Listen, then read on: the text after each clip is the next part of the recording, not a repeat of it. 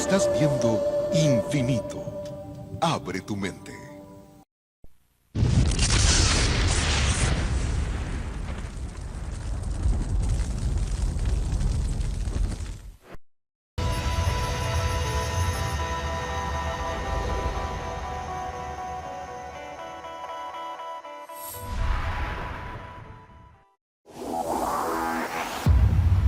Hace 200.000 años, apareció una nueva especie en el paisaje africano. El Homo sapiens, los humanos modernos, nosotros. En la actualidad, hay 7.000 millones de personas viviendo en todo el planeta. Esta es la historia de nuestro viaje, de continente en continente. Cómo dejamos África, atravesamos Asia, llegamos a Australia y colonizamos Europa. La última frontera era América. El último continente a conquistar. Se trata de uno de los grandes misterios de la arqueología. ¿Quiénes fueron los primeros en pisar suelo americano? ¿Cuándo y cómo llegaron aquí?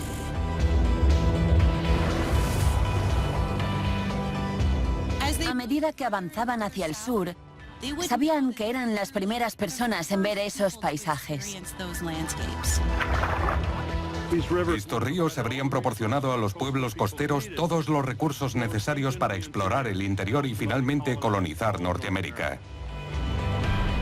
Como científico, pienso que la polémica es emocionante, porque el resultado importa, significa algo, es importante.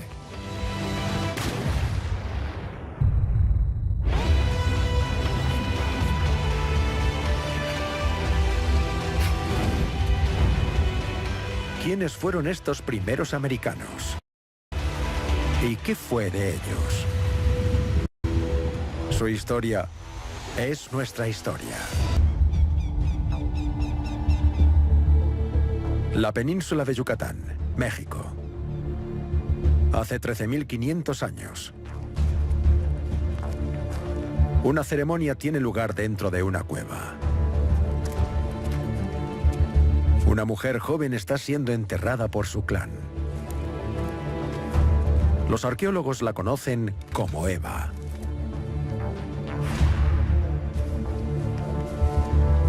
En vida, era cazadora y recolectora, como cualquier otra persona prehistórica. Pero Eva es especial para nosotros.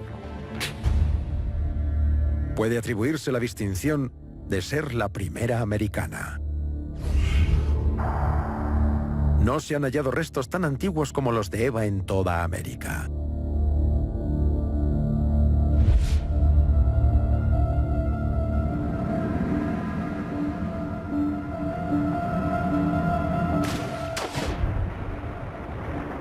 Los huesos de Eva fueron descubiertos bajo el agua,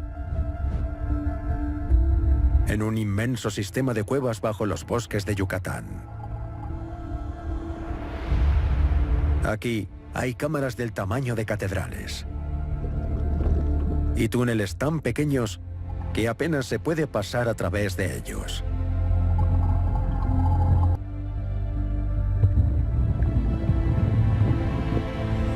Arturo González es el líder del equipo. Para mí esta es la mejor forma de hacer arqueología, porque no es necesario excavar, no hay polvo, todo está claro.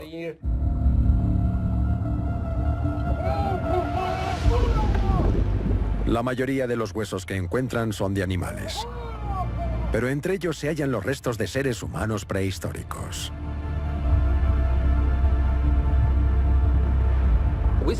Pasamos mucho tiempo buceando y explorando. Y cuando por fin encuentras restos humanos, es como una lotería. Piensas, vaya, gracias, Dios mío. Tienes la gran oportunidad de tocar esas pruebas. Es como una conexión entre el pasado y el futuro, en el presente. Pero, ¿por qué hay huesos humanos bajo el agua? No fueron arrastrados por la corriente. Debieron depositarlos aquí cuando las cuevas no estaban inundadas. Durante la glaciación, gran parte del agua del mundo estaba congelada en grandes capas de hielo, por lo que el nivel del mar era mucho más bajo que el actual, hasta 120 metros más bajo, cambiando la línea de costa y la forma de América.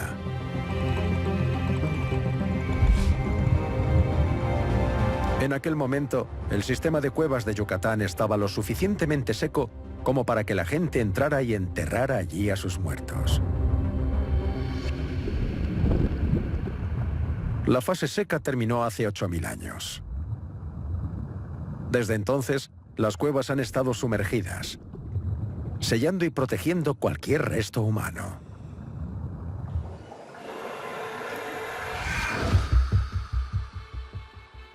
En total, González y su equipo han recuperado 8 esqueletos del sistema de cuevas. Es la colección más grande de seres humanos prehistóricos encontrada en América del Norte. Y el hallazgo estrella es este: la mujer de Nájarón. Este fue el primer esqueleto que encontramos en las cuevas y también es el más antiguo. Sabemos que se trata de una mujer joven gracias a que tenemos los huesos de la cadera, es diferente a la de los hombres. El cráneo también es un buen indicador del sexo de una persona.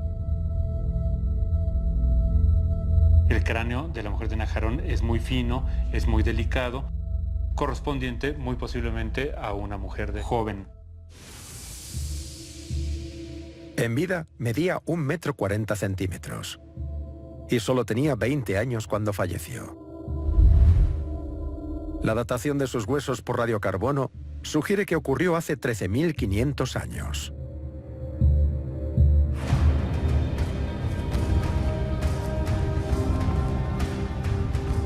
Los arqueólogos creen que Eva formaba parte de un clan de nómadas. Vivían en los bosques, a 65 kilómetros del sistema de cuevas.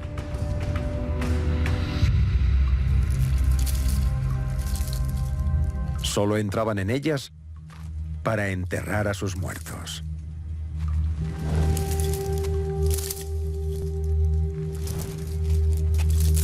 Cuando Eva fue descubierta, su esqueleto estaba intacto y no presentaba alteraciones.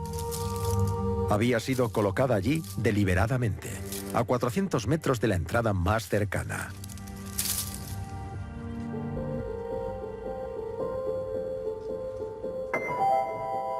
Las pruebas sugieren que Eva fue depositada en ese lugar en una especie de entierro ritual.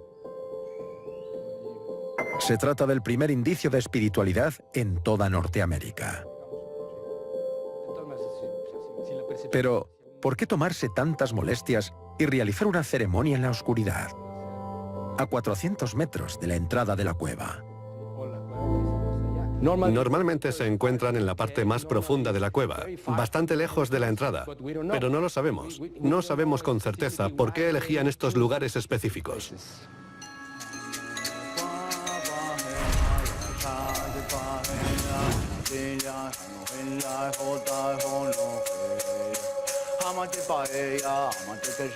Octavio Rettig es un chamán moderno. Cree que las cámaras más profundas eran portales a un mundo espiritual.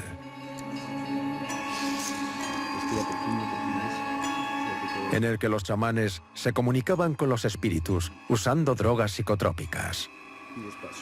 Muy despacio. Hoy, Arturo González va a simular su efecto mediante una sustancia extraída de las glándulas de un sapo mexicano. Como el sol. Amor, amor, amor, amor, amor, amor infinito. Gracias, gracias, gracias. Wow.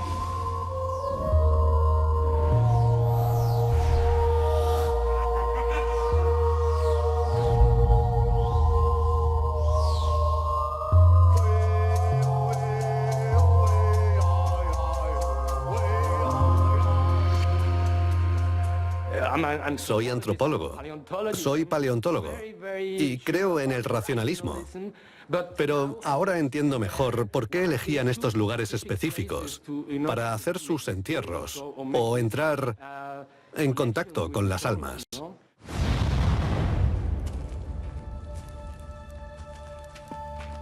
Estos rituales de hace 13.500 años son los primeros destellos de cultura que aparecen en América. Pero para los arqueólogos, eso supone un problema. Eva ya vivía en Yucatán siglos antes de que alguien llegase a Norteamérica.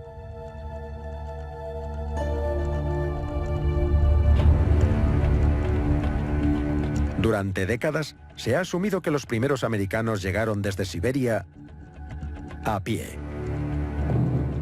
Durante la glaciación, el nivel del mar era tan bajo que el actual estrecho de Bering era un puente de tierra.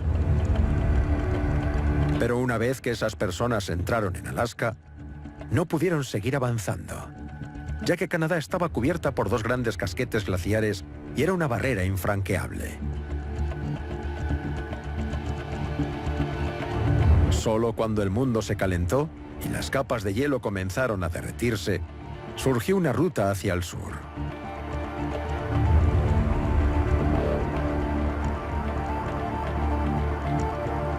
En Alberta, la evidencia de esa ruta hacia el sur es fácil de encontrar. Hay una serie de rocas gigantes esparcidas por las llanuras. Se las conoce como bloques erráticos, porque no pertenecen a este paisaje. Esta roca enorme no debería estar aquí. Su lugar de origen está a unos 160 kilómetros al norte, pero quedó atrapada entre estos dos enormes casquetes de hielo que la arrastraron hacia el sur. Cuando los casquetes se derritieron, depositaron la roca aquí. Estos bloques parecen aislados, pero al cartografiarlos en el paisaje, nos ofrecen una imagen excelente del corredor que existía entre estas dos gigantescas capas de hielo. En realidad definen el paso hacia Norteamérica. Una vez que se abrió un paso libre de hielo, hace aproximadamente 13.000 años, la gente pudo caminar hacia el sur, hasta el territorio actual de Estados Unidos.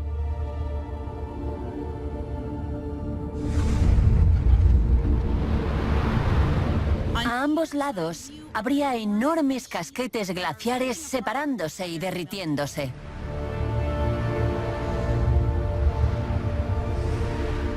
Oirían correr el agua del deshielo y fuertes crujidos al formarse grietas, y verían caer grandes bloques de hielo.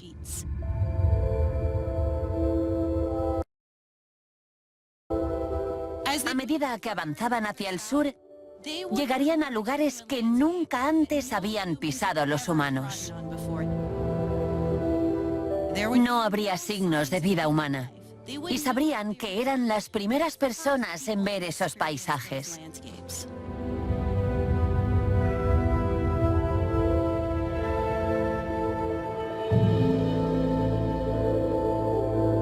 En este nuevo mundo había manadas de grandes bestias,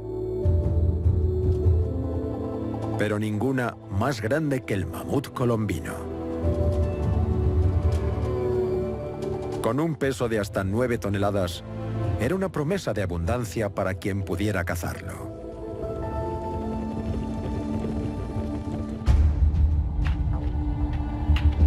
La primera prueba de que los americanos prehistóricos cazaban mamuts se halló en los años 30.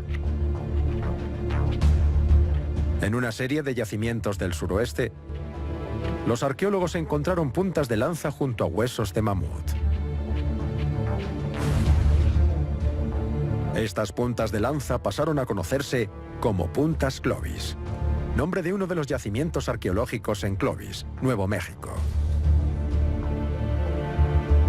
Desde entonces, se han hallado muchas más por todo Estados Unidos. Son tan comunes que los arqueólogos hablan de una cultura Clovis en referencia a quienes las fabricaban.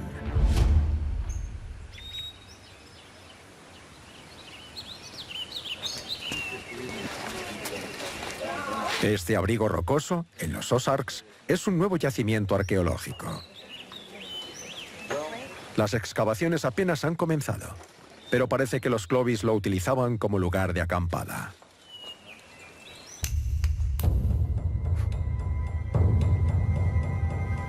Hace 13.000 años, los grupos familiares se alojaban aquí unos días antes de reanudar su viaje. La vida giraba en torno al alimento: encontrarlo, procesarlo y consumirlo. Los cazadores-recolectores eran tan activos que consumían hasta 4 veces más proteínas que las personas actuales. Metin Eren es uno de los directores del yacimiento arqueológico y es un experto en la talla de pedernal. Es capaz de hacer una punta Clovis tal y como la habrían hecho los primeros americanos.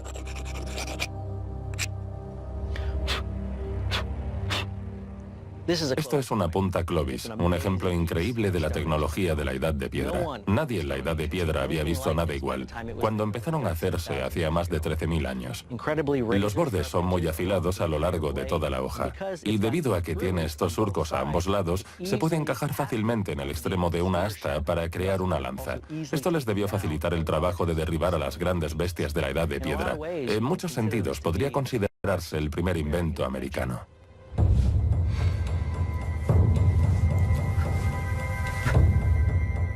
Esto es una punta Clovis que he hecho yo.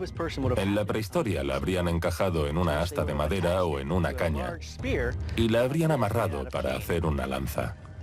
Luego habrían fijado la caña a un atlátel o lanzadardos para darle mucho más impulso y poder derribar a los grandes animales de la última glaciación.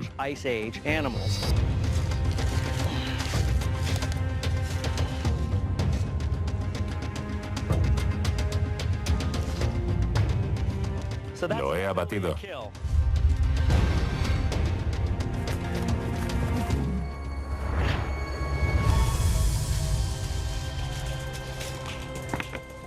Vaya. La punta Clovis ha atravesado el blanco de 7,5 centímetros.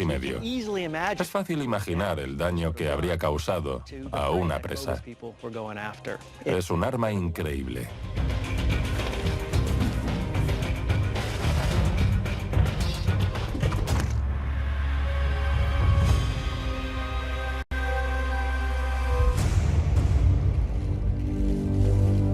Pero ¿cómo lograron los Clovis abrir nuevos caminos? ¿A dónde ir? ¿Qué hacer en una tierra inmensa y desconocida? Bob Stevens es apache, cazador, rastreador y experto en supervivencia. Aquí rodeado de naturaleza, en este paisaje, siento el viento. El viento sopla a través de mí. Todos los sonidos forman parte de mí, laten al ritmo de mi corazón. No solo me convierto en el mundo que me rodea, el mundo que me rodea se convierte en mí. Nos fundimos en uno.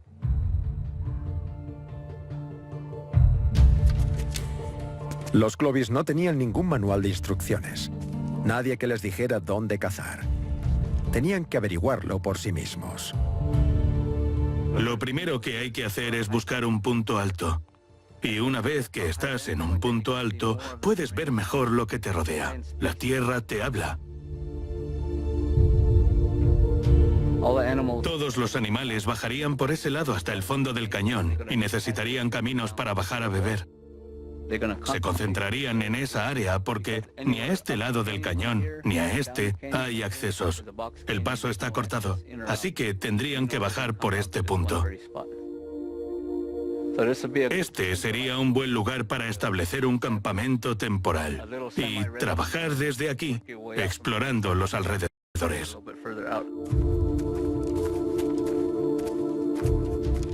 Es increíble la velocidad a la que pasaron por aquí las primeras personas que cruzaron el puente de tierra por Alaska. Tal vez sintieran la necesidad de explorar. Tal vez había algo que los impulsaba a mirar más allá de la siguiente colina, a subir la siguiente ladera. Y cuando vengo aquí, siento las mismas ansias de saber qué es lo que hay más allá de la última colina que puedo ver. Ir hasta allí, mirar y decir, ya sé lo que hay. ¿Y qué veo? Otra colina. Eso mantiene vivo el impulso de ir siempre más allá.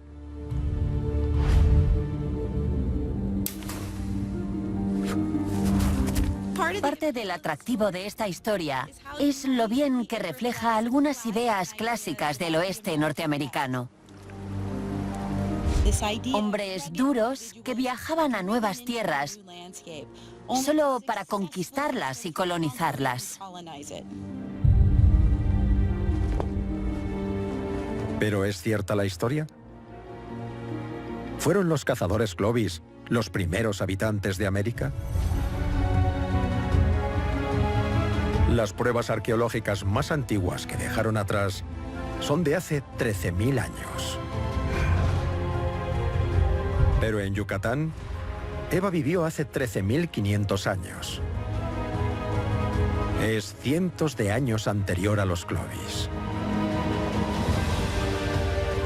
Si Eva y su pueblo llegaron al sudeste del continente tan pronto, los humanos debieron pisar Norteamérica por primera vez mucho antes que hace 13.000 años.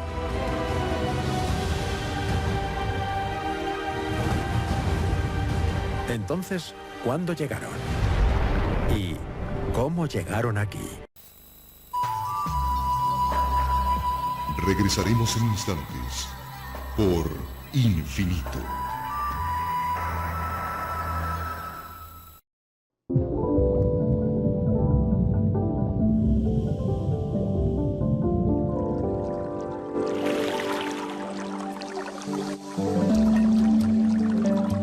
Estás viendo Infinito. Abre tu mente.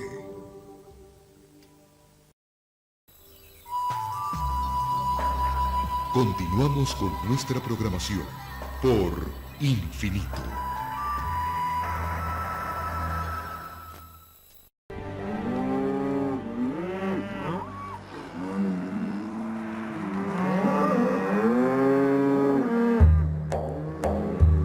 Jacqueline Gill cree que puede fechar la llegada de personas a Norteamérica no estudiando huesos o herramientas, sino mediante el estiércol.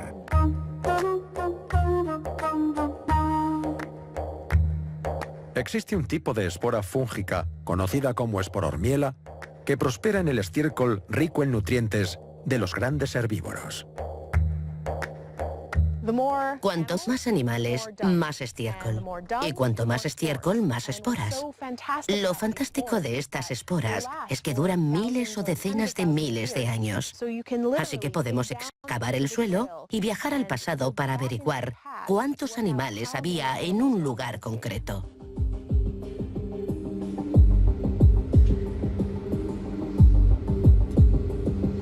Jacqueline Gill toma muestras de barro de antiguos lechos lacustres.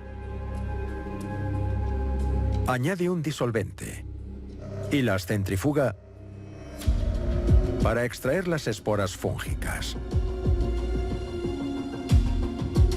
De ese modo puede contarlas y calcular cuántos animales había en la prehistoria. Animales como mamuts y mastodontes. Después de muchas horas contando esporas, me di cuenta de algo interesante. Hace 15.000 años había una gran cantidad de esporas, lo que significa que había muchísimos animales en el entorno. Pero entonces sucedió algo. Hace unos 14.800 años, el número de esporas empezó a disminuir y hace unos 13.500 años desaparecieron por completo. La desaparición de estas esporas sugiere que los animales eran cazados mucho antes de que aparecieran las primeras puntas Clovis. Para cuando aparecieron los cazadores Clovis en Norteamérica, el número de animales grandes ya se había diezmado, lo que significa que debía haber personas aquí mucho antes de lo que pensábamos. Pero si había gente cazando animales antes de que surgiera la cultura Clovis, ¿dónde están sus restos arqueológicos? Este es un hueso de costilla descubierto en el estado de Washington, en la península olímpica. Pertenece a un mastodonte, una especie de elefante emparentada con el mamut. La singularidad de este hueso de costilla es esta otra masa de hueso que tiene incrustada. Así que hicimos un escáner de alta resolución para ver el interior del hueso y creamos un modelo tridimensional del aspecto que tendría. El objeto es claramente artificial. Y no es una punta Clovis, sino un tipo más básico de punta de lanza que penetró en la costilla. Es la punta de un proyectil de hueso que lanzaron contra este animal. Atravesó la dura piel del mastodonte y penetró unos 20 o 25 centímetros en su cuerpo, desgarrando el tejido. Y por casualidad la punta acabó incrustada en la costilla del animal. El animal siguió moviéndose y la punta del proyectil se rompió, quedando incrustado en la costilla. No conocíamos la edad exacta, así que lo datamos por radiocarbono y resultó ser de hace 13.800 años. Este animal fue perseguido y cazado por humanos casi 8 siglos antes de que la cultura Clovis apareciera en Norteamérica. 8 siglos antes de que la cultura Clovis apareciera en Norteamérica. Debía haber personas aquí mucho antes de lo que pensábamos. Es increíble la velocidad a la que pasaron por aquí. Cada vez está más claro. Los primeros norteamericanos no eran cazadores Clovis, que llegaron a través de un paso sin hielo hace 13.000 años. Tenía que haber otro acceso a Norteamérica.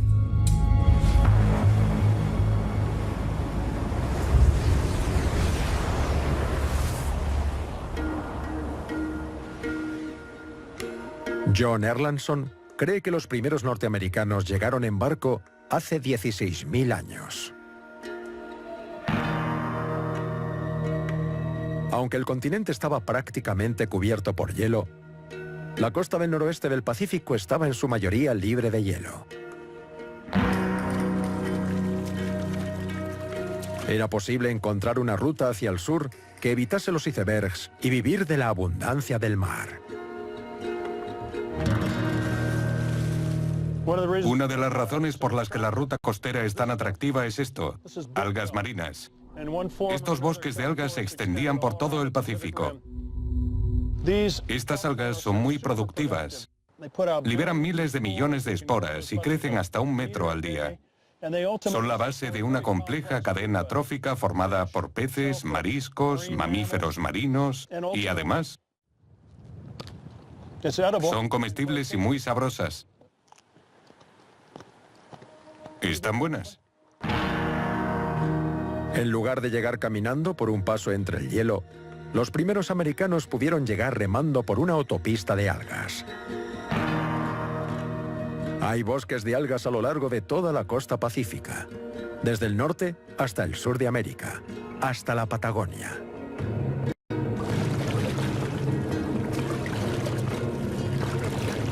Viajar por la autopista de algas habría sido más rápido y fácil que acceder por tierra.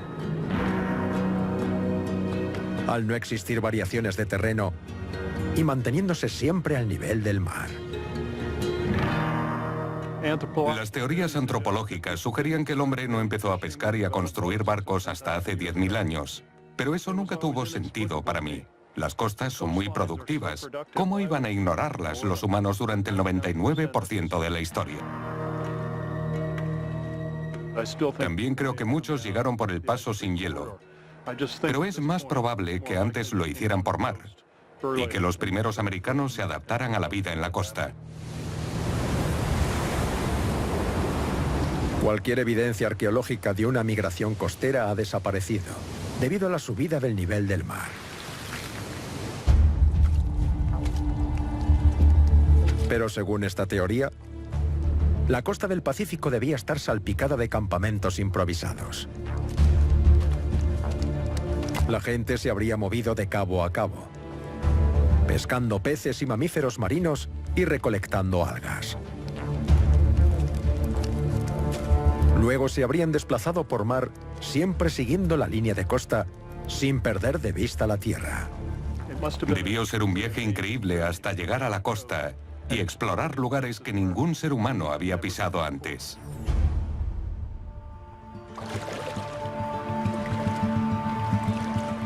Es posible que estos navegantes se hubieran dirigido entonces hacia el interior, siguiendo algún gran río. De esta manera, podrían haber navegado hasta el corazón del continente. Para la gente que navegaba por la costa, estos ríos habrían sido como desvíos de la autopista de algas. Habrían proporcionado a los pueblos costeros los recursos necesarios para explorar el interior y finalmente colonizar Norteamérica.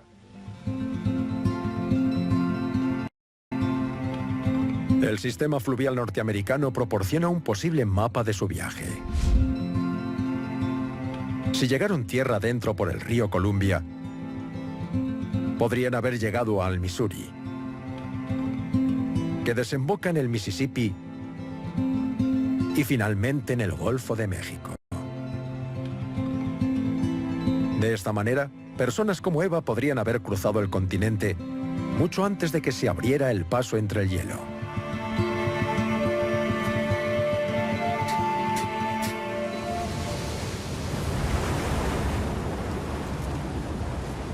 Pero si los humanos llegaron a la costa y navegaron por los ríos, ¿dónde están sus restos?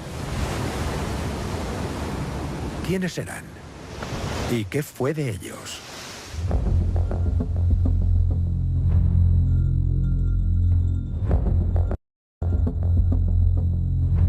Uno de los esqueletos prehistóricos más completos de Norteamérica se conserva en este museo. Pertenece a un hombre que pudo haber sido uno de los primeros inmigrantes costeros que viajó por la autopista de algas. Pero es imposible filmar sus huesos, ya que es un riesgo para su seguridad. Se encuentran tras varias puertas cerradas, con alarmas y cámaras de seguridad. Además, el esqueleto en sí cuenta con 2 sistemas de alarma propios. Es como si estuviera en la cámara de seguridad de un banco, de una ciudad fuertemente protegida, por así decirlo. Sería muy difícil entrar y llegar hasta los restos.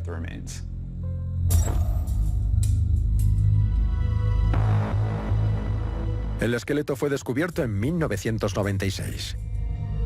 Se trata de un hombre enterrado hace 8.500 años, junto al río Columbia, cerca de Kennewick, Washington. Se le conoce como el hombre de Kennewick. Pero inmediatamente, las tribus locales exigieron que fuese enterrado de nuevo. Los nativos americanos tienen derecho a que se les devuelvan restos antiguos. Si pueden demostrar la existencia de un vínculo ancestral, las autoridades están obligadas a entregar cualquier hueso para su reentierro, un proceso conocido como repatriación. Pero con el hombre de Kennewick no ha sido así.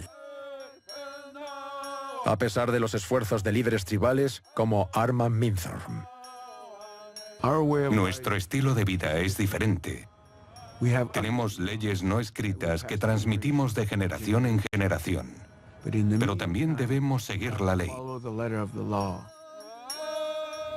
Trabajamos con el gobierno. Estábamos listos para la repatriación. Pero entonces los científicos intervinieron porque querían hacer sus estudios. Así que llevamos el caso al juzgado. Los antropólogos creen que los restos son demasiado importantes e intrigantes para ser enterrados de nuevo. Y presentaron una demanda para evitar la repatriación. Desde entonces, el hombre de Kennewick se encuentra en una especie de limbo. Y su destino aún está por decidir. Oculto a la vista.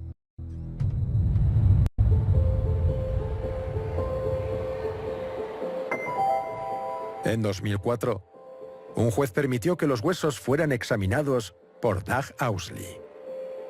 Su despacho se encuentra en el Instituto Smithsonian y es uno de los principales antropólogos forenses del mundo. Su equipo estuvo 2 semanas con el esqueleto para llevar a cabo un examen definitivo. Generaron tantos datos que tardaron 9 años en publicar los resultados. En resumen, el hombre de Kennewick pesaba unos 72 kilos, medía alrededor de unos 70 y tenía unos 40 años. Era un hombre robusto, muy fuerte. Tiene los huesos muy robustos y el cuerpo muy ancho. Su brazo derecho es mucho más grande y fuerte que el izquierdo. Eso está directamente relacionado con el uso del adlátel, con el que debía hacer un movimiento fuerte y rápido. Al lanzar hay que inclinarse, saltar y aterrizar sobre la pierna izquierda. Es increíble, pero se aprecia perfectamente un mayor desarrollo en la pierna izquierda que en la derecha.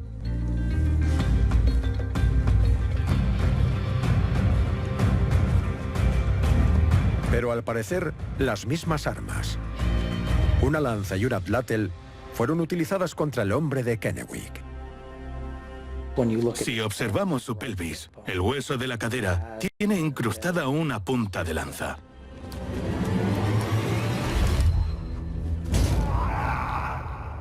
Seguramente eso lo derribó.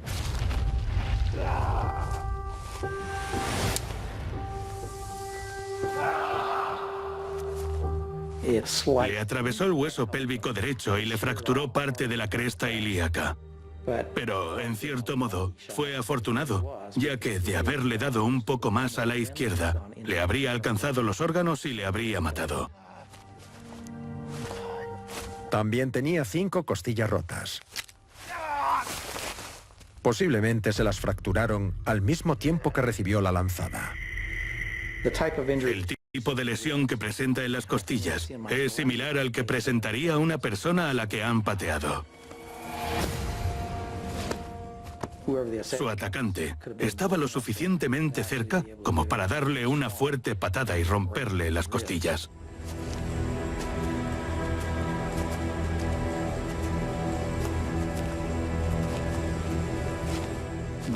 Pero era un tipo duro y sobrevivió.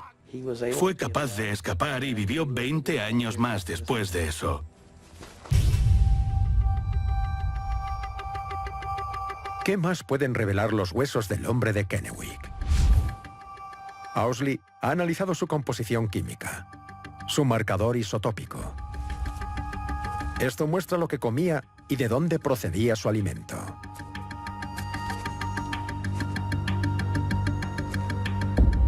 Al hacer el análisis isotópico, hemos hallado un trazador marino.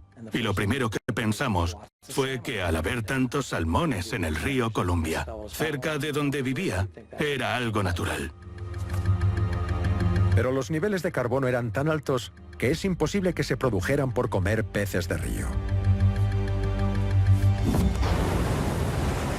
En lugar de eso, el hombre de Kennewick parecía haber vivido a base de una dieta de mamíferos marinos. Este hombre procedía de la costa y, según sus marcadores isotópicos, dependía de ella en gran medida. El resultado del análisis indica que la base de su alimento eran las focas y que procedía del centro de Alaska. Según las pruebas forenses, el hombre de Kennewick tenía un estilo de vida similar al de los primeros inmigrantes costeros y se alimentaba gracias al mar. Viajaría tierra adentro por el río Columbia más adelante. Eso me sorprende muchísimo. Jamás lo habría imaginado. Cualquiera que viera esto pensaría que este era su hogar, pero no, no era de allí. Los nativos americanos rechazan esta idea. Lo llaman el antiguo y creen que era uno de los suyos. Su entierro en el río Columbia sugiere que no era un viajero solitario, sino parte de una comunidad establecida.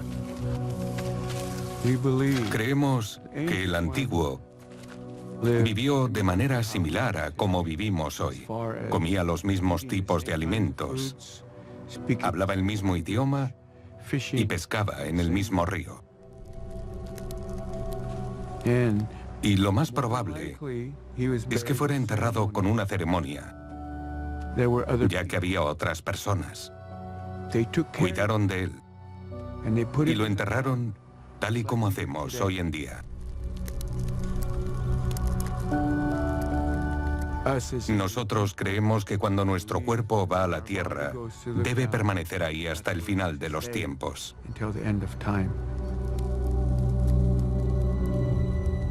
Eso es lo que creemos. Y aunque lo enterrasen hace 9000 años, no importa. Cuando un cuerpo es sacado de la tierra, como el del antiguo, su viaje es interrumpido. Se detiene.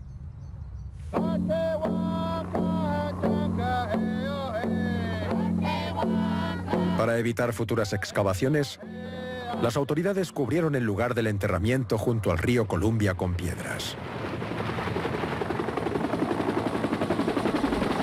Pero los huesos aún no han sido devueltos.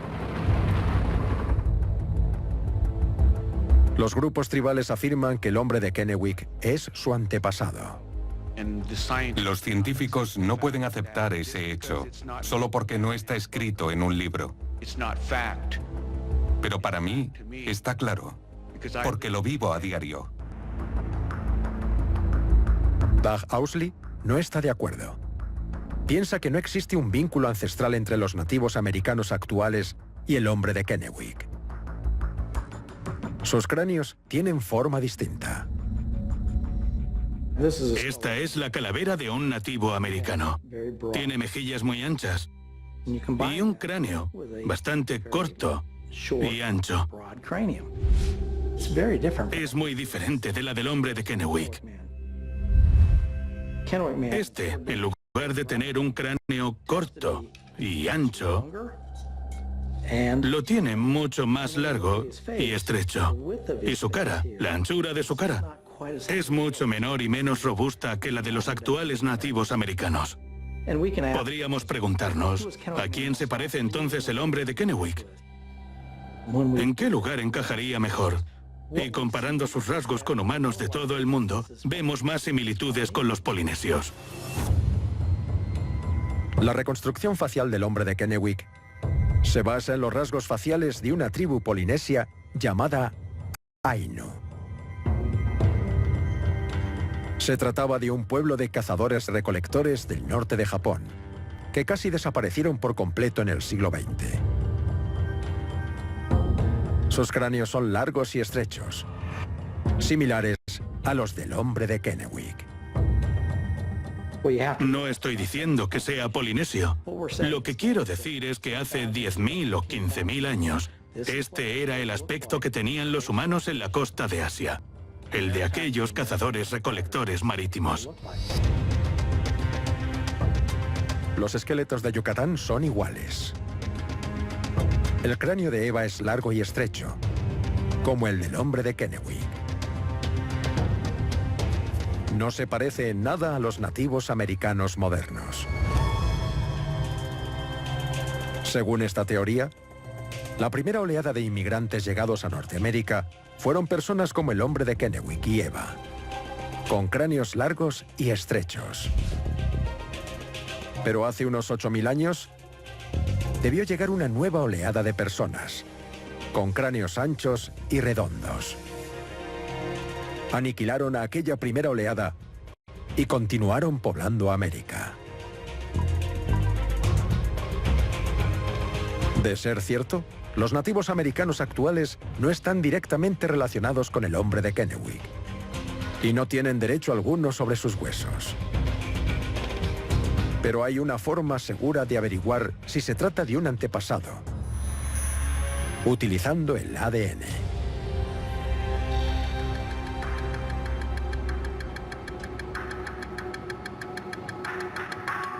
Se pensaba que los huesos del hombre de Kennewick estaban demasiado degradados para proporcionar datos genéticos. Pero es que Willerslev es un pionero en el campo de la genómica antigua. Su equipo ha logrado extraer un poco de ADN utilizable que podría probar si el hombre de Kennewick estaba o no emparentado con los nativos americanos actuales. Como científico, pienso que la polémica es muy emocionante, porque eso significa que si logro resolverla, el resultado tendrá importancia. Significará algo, será importante. Una vez obtienen el ADN, hacen millones de copias y las introducen en una máquina de secuenciación de alto rendimiento.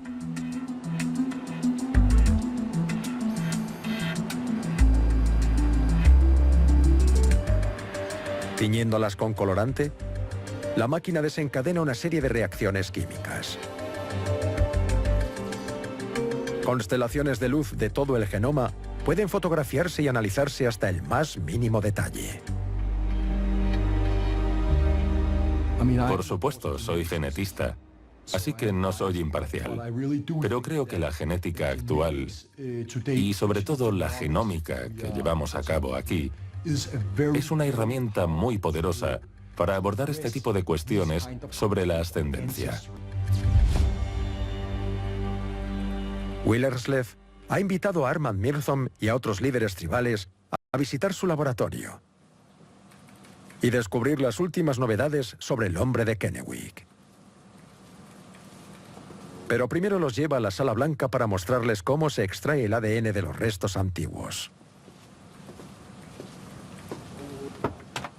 Hoy están trabajando con un diente de 500 años de antigüedad, perteneciente a un vikingo. Hay muy poco ADN en estos materiales. Y con el fin de leer el código genético, tenemos que machacarlo y extraerle el ADN, por así decirlo. El proceso es similar al que hicimos con la muestra del antiguo, pero en su caso fue un hueso, no un diente.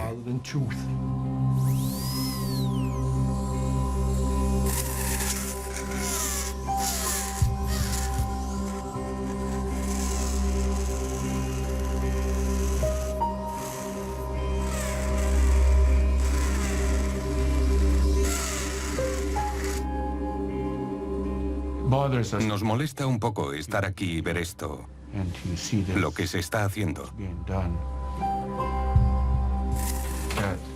No nos gusta cómo tratan a los restos humanos. Deben tratarse como algo sagrado.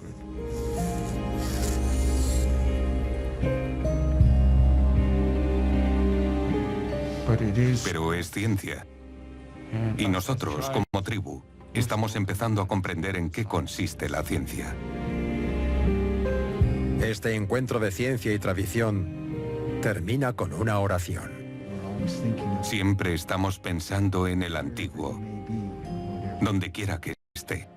Cuando vi lo mucho que significaba para ellos, me emocioné mucho. Estoy seguro de que creen estar haciendo un sacrificio al permitirme tomar muestras del hombre de Kennewick. Pero es un sacrificio que deben hacer si quieren tener alguna posibilidad de recuperar los huesos. Lo que tengo en este tubo de aquí... Independientemente de sus dudas con respecto a la investigación genética, las tribus están a punto de recibir buenas noticias. Este es el ADN del antiguo, y ya hemos secuenciado parte del genoma. En base a estos análisis, podemos ver que el antiguo está más relacionado con el pueblo indígena contemporáneo que con cualquier otro pueblo del mundo.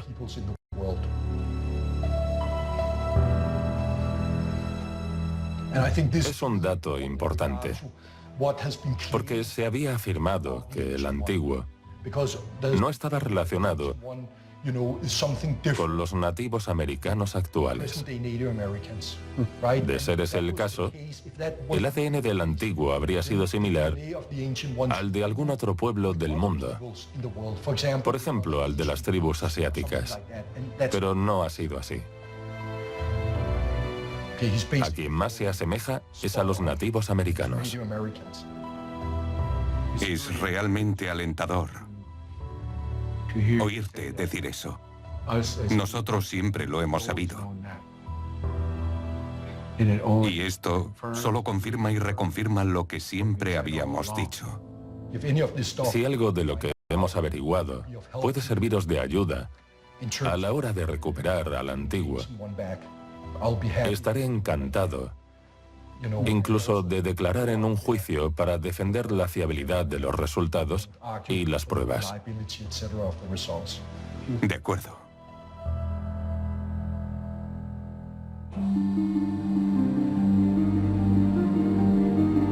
El ADN podría cambiarlo todo. Una vez que la secuencia genética del hombre de Kennewick esté completa, será una nueva prueba en la campaña para su repatriación.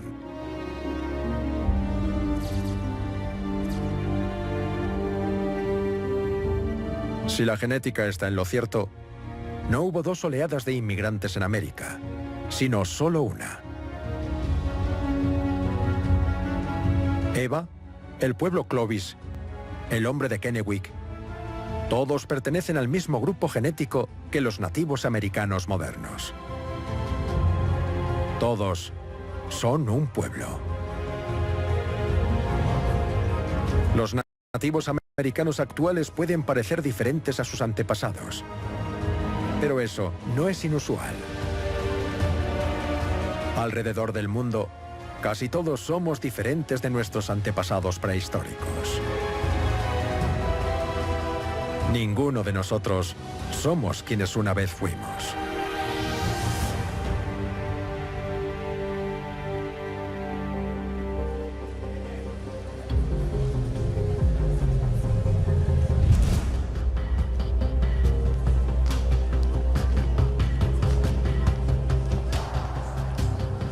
John Hawks estudia cómo ha cambiado la biología humana en los últimos 10.000 años.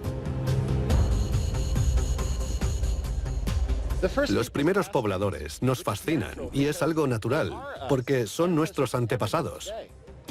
Pero al observar sus cráneos, nos hemos dado cuenta de que sus caras no son como las nuestras. Hemos cambiado. La pregunta más obvia es, ¿por qué?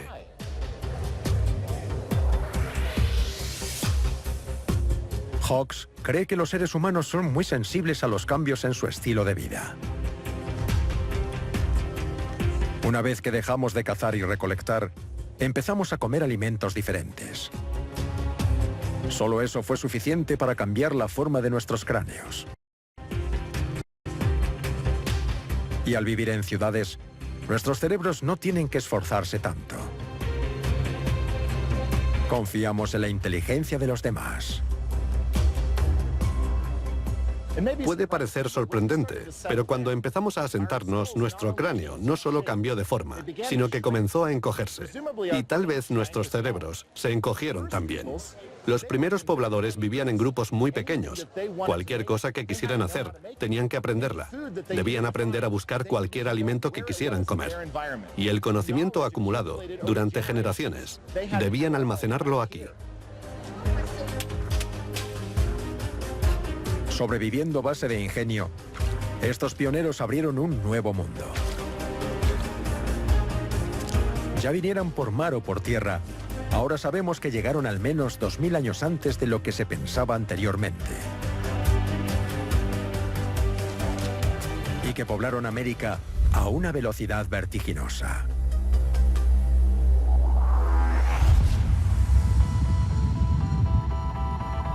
El mismo espíritu de exploración fue compartido por otros pobladores del mundo. Los genetistas creen que eran sus genes lo que les impulsaban a asumir riesgos, aceptar los cambios y buscar cosas nuevas. Algunos lo han llamado el gen de la exploración y sigue presente en nuestro ADN hoy en día. Los primeros pobladores eran exploradores, abrían nuevos caminos, crearon el mundo en el que ahora vivimos. Y ese vínculo genético entre nosotros y ellos ha perdurado a través de los años, conectándonos a ellos y empujándonos a ir donde no hemos estado antes.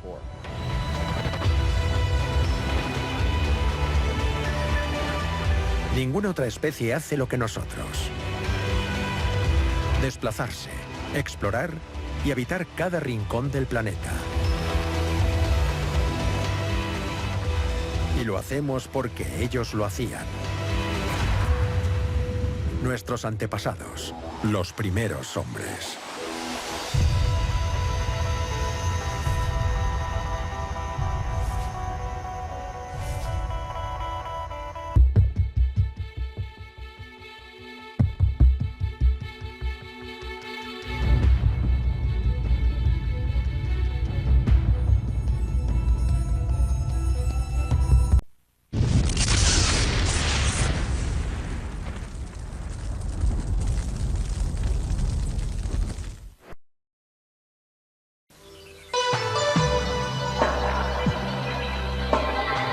Usted está viendo Infinito. Infinito, señal del nuevo milenio.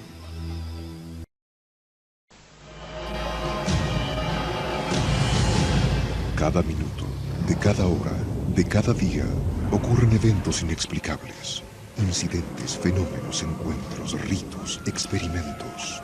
Cada día, cada hora, cada minuto, cada 60 segundos, se revela una vida llena de misterios.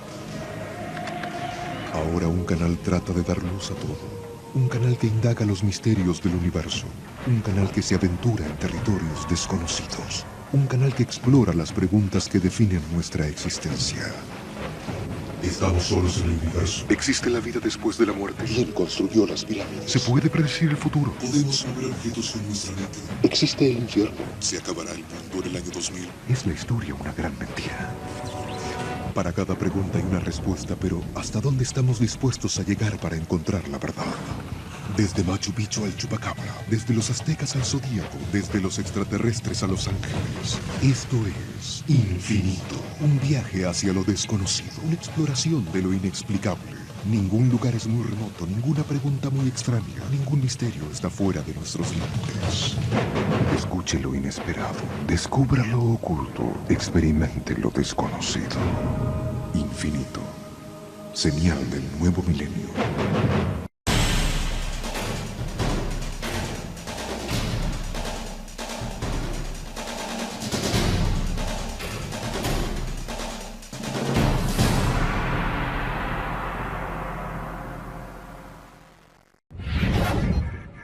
Infinito. Abre tu mente.